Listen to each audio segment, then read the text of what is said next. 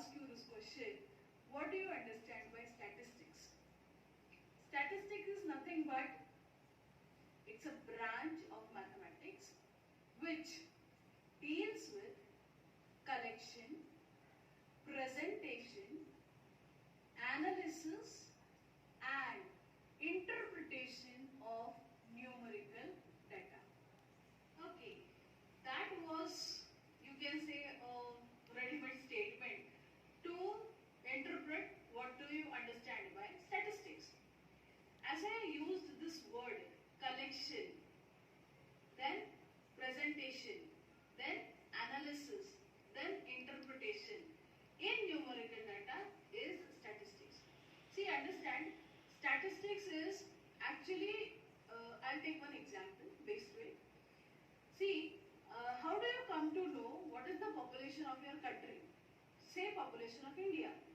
So let us go step by step. How does the statistics deals with? See, to know the population of India, you first collect the data. That is the first step. That is collection, right? In this collection, what do you do it? You actually, the government actually hire the people. They visit each houses in each area. They collect all the required information of the members living in a particular house, like their name, their gender, their age, and so on, right? That is called as collection of data. The next step is the presentation.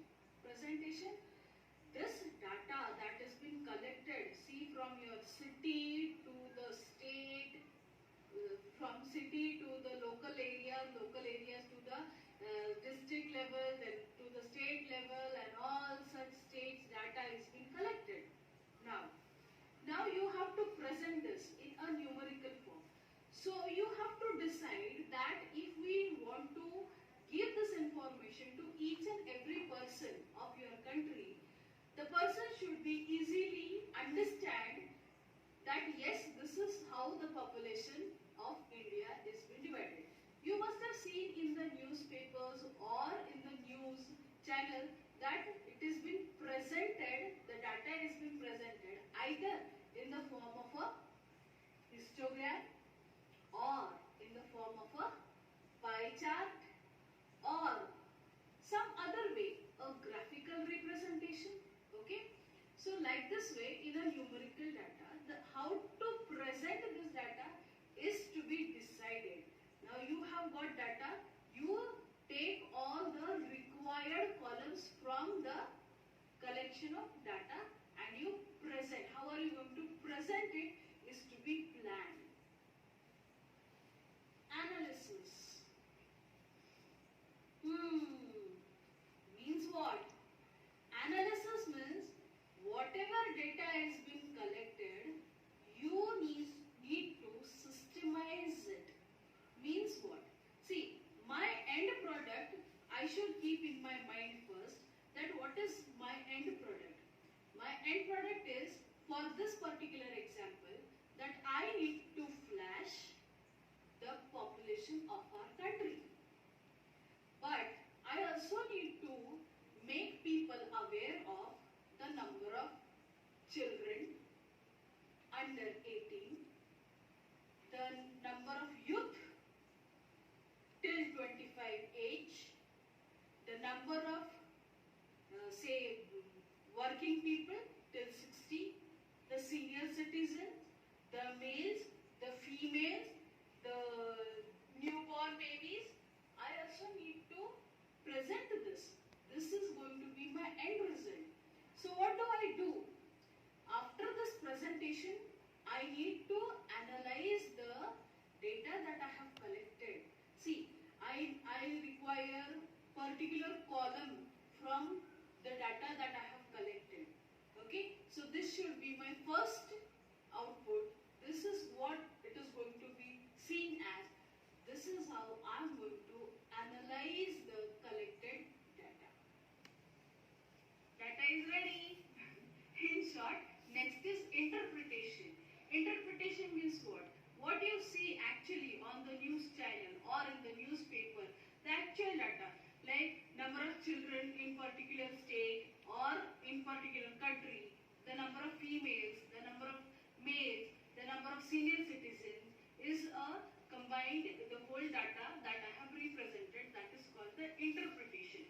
And how the people, now for example, this is only a small example. Suppose I want to know how many working people are there and what is their age. So according to the age, the working people in particular country, say male, female or any other, and how are they bifurcated, and the population of them is being decided or is being told, is being interpreted with the help of this data. That is called interpretation. And this is how makes you work with statistics. Okay students, but if we want to study statistics in 10th standard, this example of collection of data for a population of our country will be very vast. So we are not going to consider that example.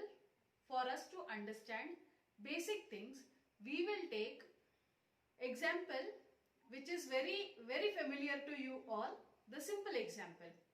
Suppose I have the data of 50 students who have appeared for Maths 1 paper first unit test of say 20 marks. Okay. So out of these 50 students, you can see that the children have scored marks ranging from 0 marks to 20 marks, right? So we will consider this example. Okay. Now, if you remember, you have tabulated this information. You have considered it in a table. You have prepared a table. What is that table called? Frequency table, right? So we convert this into frequency table.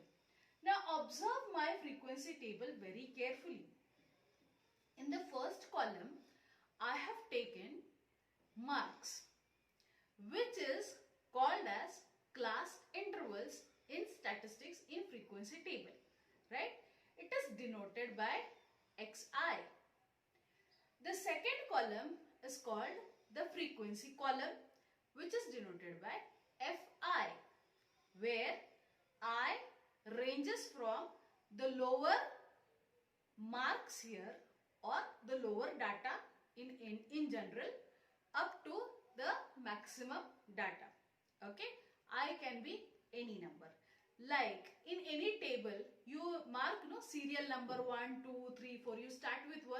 Same as I starting from the basic one. Okay, and the frequency table. Now understand how do I prepare this for this example. Okay, here you will see the marks are from 0 to 20, but I know that there are some number of students who have scored marks say from 0 to 5. Some of them have scored from say 5 to 10 marks, right? Some of them have scored from say 11 to 15 and so on, right? So how am I going to prepare my class intervals? See, I am going to prepare with the help of this group. Why? Because right now I am considering only 50 students. But if I have to collect the data for the whole school or for whole number of students who are appearing for Maths 1 paper of my school, then it will be very difficult. Now, roll number 1 is getting this marks, roll number 2 is getting this marks. It will be big sheet and it will be very difficult. So what I'll do, I will group it. How do I group it? I will take intervals. What are intervals? See, as I told in the previous explanation, I will group, say, how many students are getting marks from 0 to 5 interval. Okay, so that will be my first interval, 0 to 5. That will be my first class interval. Then I will search how many students are getting marks from 0 to 5. I will put it into tally marks. I hope you remember tally marks. One you got, you used to put a line. Again second one you got, you used to put a line. Third one you got 3, 4, 5 was the slanting line. Like this way you collect the data, right? And you put it into a frequency table. The next interval. See, the next interval I'll take, say from, of course you may say 6 to 10. Why? Because 5 I have already taken, right? So you may say 6 to 10. I can take 6 to 10. But there is important point you need to remember. Whenever you are taking class intervals, it should be in continuation. Okay? Why so? See, for this example, I am going to take in continuation. First one was 0 to 5. The second one is 5 to 10. Why continuation? See, in continuation means the first interval what I have taken 0 to 5 means I will have information of all the students who are getting marks till 5. Last should be 5. But there must be one student at least who must be getting 5.5. Maths teacher likes me. Never leave that half mark too. Right? So someone must get 5.5. Now that half, where will it go? If I consider my first limit to be till 5, 5.5 means it is 5.5. So it will not come in 5. It should go in the second one. Right? So continuation, that if I take from 6 to 10 means my lower limit is 6. Where will that 5.5 go? So if you keep it in continuation, I know that in the first interval, I will take maximum till 5 and the score that is above 5 will come in the second group. Okay. So the second group will be of 5 to 10. Similarly, third will be 10 to 15 and 15 to 20. So on. So always remember children that it should be continuous. What? Class intervals should be continuous. Okay. Now frequency table is ready. You have tallied the marks. You got the number. Always cross check that their total should be equal to the data that you have got. See, we have taken examples of 50 students. So what should be the total of the frequency table? It should be 50. Okay. It is always denoted by summation of Fi, the symbol, that bigger E kind of a thing that you can see, no? It is summation of Fi, where I ranges from 1 to 20, right? So you never write it, but it is summation of Fi, okay? Or in general, it is also denoted by N, capital N, okay? Now, the next thing that you need to remember is about the range of a class interval. What is the range? Okay. So how do you decide upon the range? You decide upon the data. See, it was only 20 marks. So I decided that my range of the class interval should be from 0 to 5, then 5 to 10, like this way. Suppose it was of 80 marks, then I could have also decided from 0 to 20, 20 to 40, 40 to 60 and 60 to 80, like this way. Okay, so this range is very important. That is called range. How you take the class interval is called the range. Okay. Then second or another point that you need to remember is the height of the class interval. I hope you remember this. Height is what? Height is upper limit of the class interval minus lower limit of the class interval. Now you need to understand what is upper limit. See, if I take this first class, that is 0 to 5. What is the upper limit of this class? You are right. 5 is the upper limit. 0 to 5, 5 is the upper limit of this particular class, that is 0 to 5. And what is its lower limit? Lower limit is 0. Okay. So what will be the height of this class? Upper limit minus lower limit. Upper limit minus lower limit, that is 5 minus 0 is equal to 5 is the height of this class. Okay, and it is same for all the classes, right?